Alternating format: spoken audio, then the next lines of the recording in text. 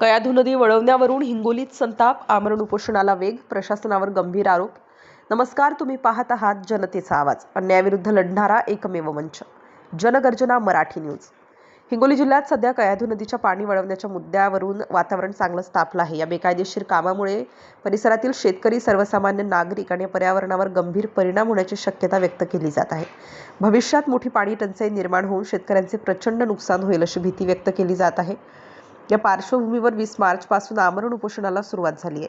जनसेवक प्रतिष्ठानच्या महाराष्ट्र राज्य महिला प्रदेशाध्यक्ष मीनाक्षीताई जमदाडे या उपोषण करत असून हे आंदोलन जनसेवा प्रतिष्ठानचे संस्थापक अध्यक्ष पिंटूदादा गोरे यांच्या नेतृत्वाखाली सुरू आहे. मात्र अत्यंत खेदाची बाब म्हणजे एवढ्या गंभीर प्रश्नावरही प्रशासनाकडून अद्याप कोणतीही ठोस कारवाई करण्यात आलेली नाही. उलट कयाधू नदीचे पाणी वळवण्याचे काम अजूनही सुरूच असल्याचा आरोप करण्यात येत आहे. यामुळे संतप्त झालेल्या आंदोलनकर्त्यांनी प्रशासनावर तीव्र नाराजी व्यक्त करत स्पष्ट इशारा दिला आहे की जर तात्काळ हे काम बंद करण्यात आले नाही तर जनसेवक प्रतिष्ठानच्या वतीने संपूर्ण महाराष्ट्रभर जिल्हा स्तरावर तीव्र निषेध आंदोलन छेडण्यात येईल. आंदोलनकर्त्यांनी प्रशासनाकडे मागणी केली आहे की कयाधू नदीचे पाणी वळवण्याचे काम तात्काळ थांबवावे, संबंधित प्रकरणाची सखोल चौकशी करून दोषींवर कठोर कारवाई करावी आणि स्थानिक शेतकरी व नागरिकांच्या हिताचा विचार करून निर्णय घ्यावा. दरम्यान चालू असलेल्या आमरण उपोषणाच्या समर्थनार्थ विविध स्तरातून निषेध व्यक्त केला जात असून येत्या काळात हा आंदोलन आणखी तीव्र होण्याची शक्यता आहे. हिंगोलीत सुरू असलेल्या या आंदोलनाकडे आता संपूर्ण राज्याचे लक्ष लागले आहे. नमस्कार, मी मीनाक्षी बालाजी जमदाडे.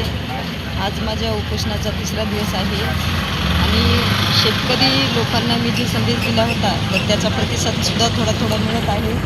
तर माझं हिंगोलीकरांना एवढंच विनंती आहे की जेव्हा प्रशासन आपल्याकडे लक्ष देत नाही तेव्हा आपल्याला उठून उभे राहिल्याशिवाय पर्याय नसतो. त्याच्यामुळं सर्वांनी माझ्या या उपोषणाला पाठिंबा द्यावा, हीच माझी सर्वांना विनंती आहे.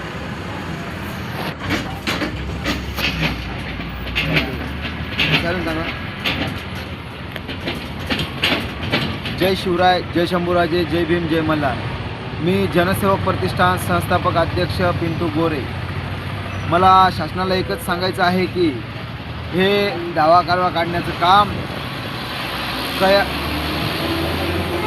कयाधू नदीहून ते नांदेड जिल्ह्याकडे पाणी नेत आहेत, हे चोरून पाणी नेत आहेत.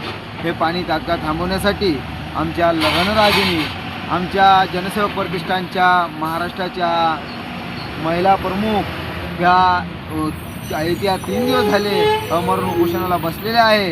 पण माझा प्रशासनाला एकच सांगायचं आहे की साहेब, तुम्ही हे काम तात्काळ बंद करा, नसता मी महाराष्ट्र पेटवल्याशिवाय राहणार नाही.